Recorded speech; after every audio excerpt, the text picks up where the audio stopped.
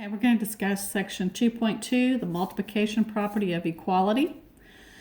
But before I do that, let's just remember some things that we learned in the last section, right? The first thing that we need to recall is that we discovered when solving for an unknown variable that you must do the same thing to both sides of the equal sign to maintain a true statement or balance. We talked about that scale. So if you're adding a number, you have to do it to both sides. If you're subtracting a number, you have to do it to both sides to maintain that true balance statement. The other thing we had talked about, we talked about the 3 steps to solving. And that very last step said, isolate variables by making zeros and ones. Well, we talked about in the last section how to make zeros. If you remember correctly, if we had something like x plus 2 equals 3, we subtracted 2 from both sides, right? And we got x equals 1. Okay, well, we were making zeros because the 2 and a minus 2 added together gives me a 0. Well, today we're going to talk about how do you make ones, or when would you want to make ones. So let's consider this type of a problem right here. All right. So here we have 5 equals 5. If I multiply 3 to both sides, I get 15 equals 15. So when I multiply the same number to both sides, it didn't change the fact that this is still a true statement because I'm keeping that balance. The same thing also works for division. If I have 5 equals 5 and I divide both sides by 3, okay, I'm still left with 5/3 equals 5/3. It's still a true statement. So I can divide both sides by 3 or by any number except for it doesn't work for 0. It will work for any number but 0. Let me show you why.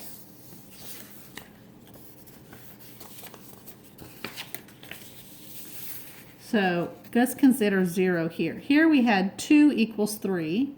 That's a false statement. But if I multiply both sides by 0, 2 times 0 is 0, 3 times 0 is 0, I get a true statement. So I ended up with a false statement, all of a sudden getting a true. Here I started with a true statement and stayed with a true statement. But here I got a different truth value, okay?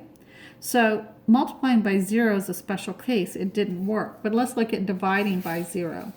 If you remember, if you divide any number, I don't care if it's 2 or 3, by 0, we said earlier you could not divide any number by 2 or 3.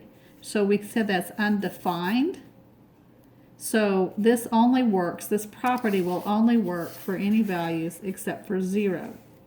Here's what the formal property says. Given a non-zero quantities, A, B, and C, where A and B are equal, then you can take C times A and C times B, and it's still an equal statement. And you can also take A divided by C and B divided by C, and it's still an equal statement. The equation remains the same. All right, so now let's look at example 2.2a. We're going to solve for x. Now remember, before we were adding and subtracting, but when we look at this particular problem, it's 2 times x equals 6. So there isn't any addition or subtraction here, but there is multiplication. And a lot of you were probably taught to solve this way. You probably were saying, okay, well, we're going to make a 1. They're multiplying by 2, then you're going to do the inverse operation, or what we call the opposite operation. So since they're dividing by 2, then you're going to, since they're multiplying by 2, you're going to divide by 2. But what you do to one side, you have to do to the other. But what is 2 divided by 2? It's 1. So what did we just do? We made a 1, right? 6 divided by 2 is 3. So x is 3 in this case. And we did this, we got x to be 1x by making a 1. You can take the same problem and you can look at it this way. Instead of doing the opposite operation, think of this as 2 over 1. I can do it by multiplying the reciprocal. So I can multiply both sides by the reciprocal, because the reciprocal of 2 is 1/2. Well, these cancel out, and we're left with 1x, and 6 times 1/2 is 6/3, correct? Which is 2.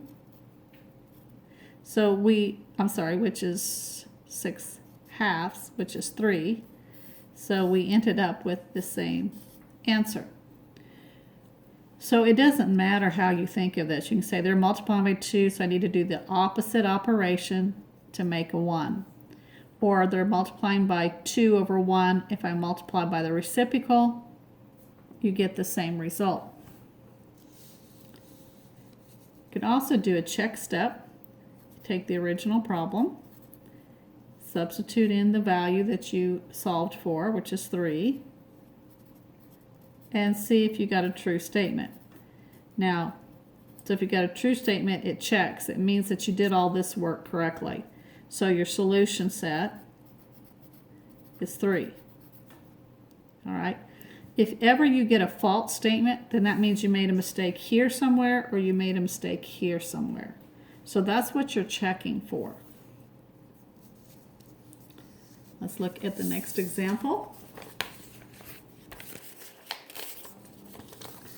All right, so here's our next example. We have x thirds equals 9, or you could read this as x divided by 3 equals 9. So again, you can say they're dividing by 3, so we're going to multiply both sides by 3. We're going to do that opposite operation, okay, the inverse operation. So I'm going to multiply both sides by 3. Think of this as 3 over 1. What happens is these cancel out. Okay, in other words, it gives you 3 over 3x, which cancels out and gives you 1. And then 9 times 3 is 27. So x equals 27. Take that same problem. You could also tell yourself, well, I'm going to multiply by the reciprocal. And it doesn't matter what type of problem, whether it's division or multiplication, if you can always do multiply by the reciprocal. Right? Well, the reciprocal is 1/3. I mean, this is 1/3. The reciprocal would be 3 over 1, which this cancels out and gives me 1x.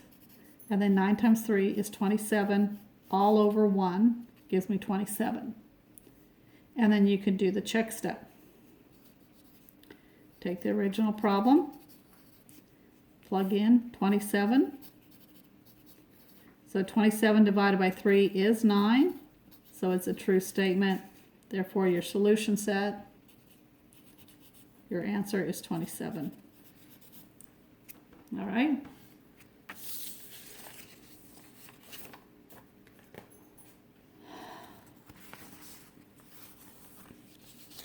Look at the next problem. The next problem is x divided by 0.2 equals 3. So now we have a decimal. Don't worry about decimals. It's solved the same way. Okay. Think of this as 0.2 x equals 3. Because this is the same thing as x over 0.2. Think of that as that. Which means we can now multiply by the reciprocal. What is the reciprocal of 1.2? Well, it would be 0.2 over 1. So I'm going to multiply this by 0.2 over 1, 0.2 over 1, and these cancel out and become 1. So I'm left with 1x, right? X equals, and then this is 3 times 0.2, so 3 times 2 is 6. There's one number behind the decimal. So you have to, in your answer, have one number behind the decimal. So your answer is 0.6. You can do the check step. Take your original problem. 0.2 equals 3. Plug this in. So we have 0.6 divided by 0.2 equals 3. 6 divided by 2 is 3, right? If you did it this way, 0.6, 0.2, move your decimal over one place, move your decimal over one place, bring your decimal up. 2 goes into 6 3 times. So that's why you end up with 0.3, or 3 points, excuse me. Okay? And 3 point, same thing as 3. I apologize. We have 0.6 divided by 2 equals 3. So just 0.6. Remember how you move your decimals over? Move your decimal up. So you got to remember your rules for multiplying, dividing with decimals. But it did check out. It checked out to be true.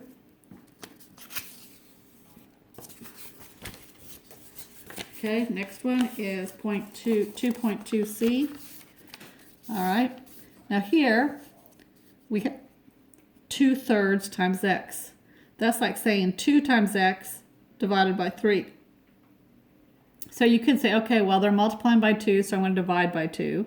And they're dividing by 3, so I'm going to multiply. They're multiplying by 2, so I'm going to divide by 2. They're dividing by 3, I'm going to multiply by 3. You could do the opposite operation, but this is why I like you to think of this as multiplying by the reciprocal. Okay, so if it's 2/3, what is the reciprocal of 2/3? It is 3/2. All right, this is the reciprocal. So I'm going to take and I'm going to multiply both sides by 3/2. So really what I'm doing is I'm taking care of this multiplication and division all at the same time. What happens? This 3 and this 3 cancels out to 1. This 2 cancels out and this 2 cancels out. So we still end up with 1x. And then 8 times 3, think of this as 8 over 1. So 8 times 3 is 24. And then the 1 times 2 is 2. And 24 divided by 2 is 12. So you get the answer is x is 12. Let's check our work. We're going to do a check step. We have 2/3 x equals 8. We're going to plug in our answer. This is saying 2/3 times 12. 12 over 1 is the same thing as 12, right? Well, think about this. 2 times 12 is 24. 3 times 1 is 3. 24 divided by 3 is 8. 8 equals 8. It checks. It's true. Your solution set. Answer is 12.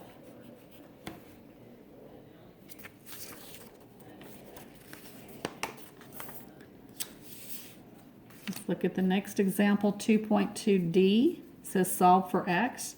Now here we have a mixed number, 3 and 1/3 x. All right, so this is what we call a mixed number, right? But we can make this mixed number, we're going to make it a fraction. Make it a fraction. Do you remember how to do that? It's by you take 3, the whole number, times the denominator, plus the numerator, all over 3. Well, what is 3 times 3? 9. 9 plus 1 is what? 10. So I now have 10/3 x equals 10. Remember we talked about simplifying on either side before you did? So all I did was convert this 3 and 1/3 to 10/3. Once I have done that, then I can multiply by the reciprocal. Well, what is the reciprocal of 10/3? 3/10. So I'm going to multiply both sides by 3/10. And these cancel out, and then I'm left with 1x because these all make 1. And this cancels out, right? The 10 and the 10. So I'm left with 3. So in this case, we say in the solution set is x is 3. Well, let's check that work. Let's check our work. Take the original problem. Remember, start with this original problem here.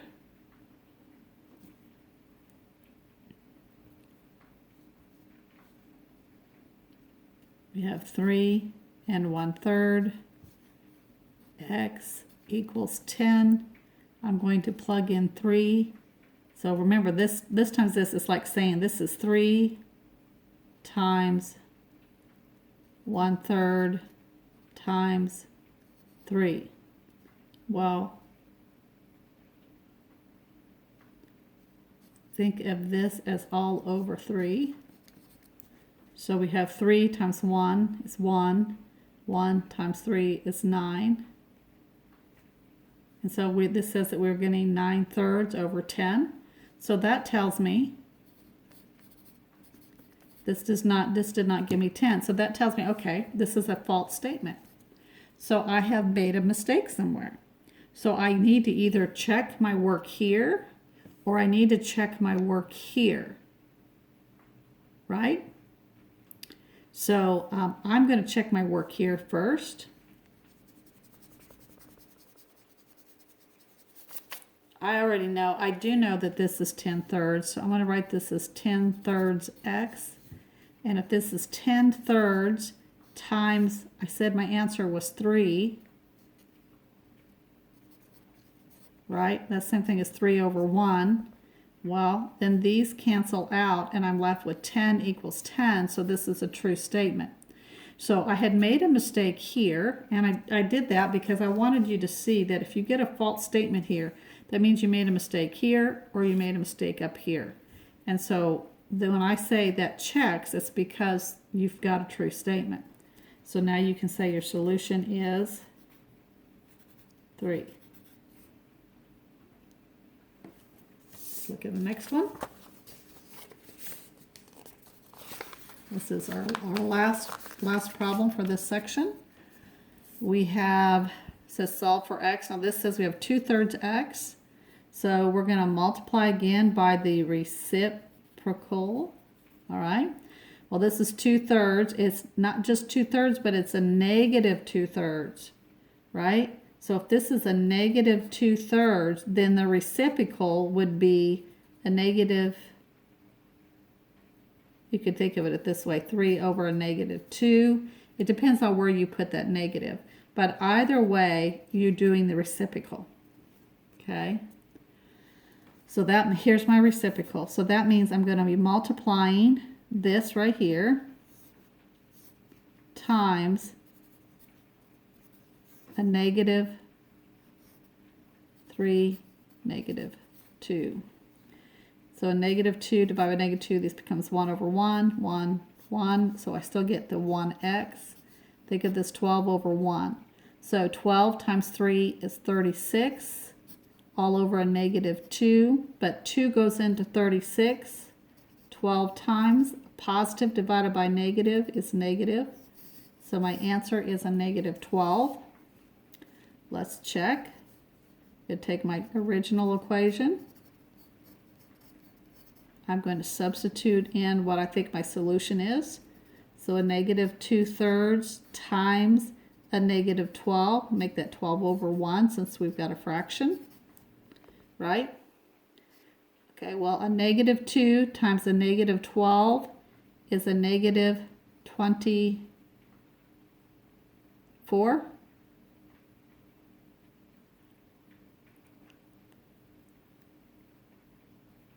Positive 24. And then 3 times 1 is 3. 3 goes in that, and I get 6 equals 12. So, or 8, excuse me, 3 times 8 is 24. So again, I got a false statement here. That tells me either I made a mistake here or I made a mistake up there. So I'm going to just double check my work, right? And so when I go back and I'm looking at 2.2e to see if I made a mistake anywhere, I have negative 2/3 equals 12. I started with the right statement. I know that this goes into that, so 3 times, which is 12. So I'm going to plug in my negative 12. This is going to give me a negative, a positive is positive. This give me a negative 24, 3, and 8. Okay, so my mistake's not right here, so then that means my mistake must be up here somewhere. So let's go ahead and look at that again. This here was 12 over 1, and our reciprocal was a negative 2. 3 times 12 is 36, a negative 2. negative 12.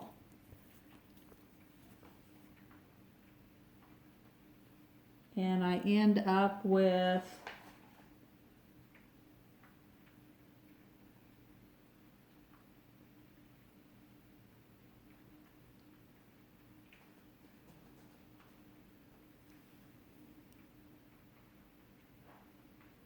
oh, right here's my mistake. Think about this right here. Right here's where my mistake is. 36 divided by 2, I said was 12, but that's not the case. 2 goes into 3 one time. Carry this down. 2 goes into 16 8 times. So what I should have gotten here was a negative 18. So here's where I made my mistake. 36 divided by 2 is not 12. I was thinking 36 divided by 3 when I did that.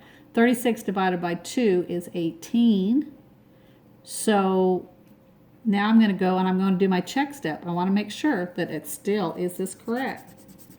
So I'm glad that this is happening because you get an idea of what you need to be doing on your homework if something doesn't check. So now I have a negative 2/3, and I'm going to plug in that negative 18 equals 12, right? Well, 2 times 18 is 36, a positive 36. 3 times 1 is 3. 36 divided by 3 is 12. Okay, so now I've got a true statement. It checked. So now I know that my solution set is a negative 18. So make sure that you're following your rules.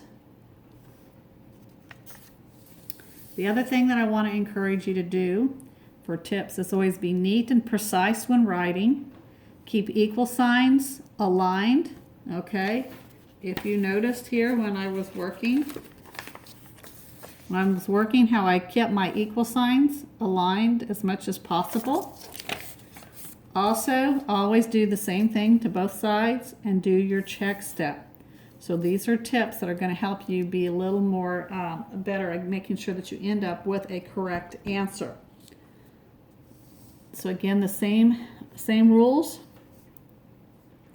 If you remember, what is it? We simplify, because we're still solving. We simplify on both sides, right? So simplify both sides. The other one is get all the variables to one side of the equation. Now remember, the last thing was isolate the variable by making either zeros or ones, or if you've been taught, some of you might say, well, I'm going to do the opposite operation. Some of you were taught by doing opposite operation, but really what you're doing is you're making zeros and ones.